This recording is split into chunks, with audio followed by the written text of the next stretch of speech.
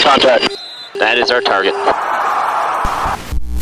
Especially when you were in, but even my first few years before they got rid of two-a-days was still so much attached to the way they did it in the 40s and the 50s and the Bear Bryant, the Junction Boy days, and how they used to beat these guys into a pulp.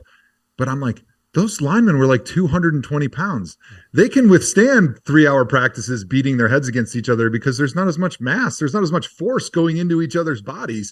But like now we're all 300 pounds. We're very highly trained because we do this year round. This is our job. We're not going and working as plumbers in the off season. We probably don't need 6 straight weeks of 2-a-days of beating each other into a pulp because we don't need the conditioning.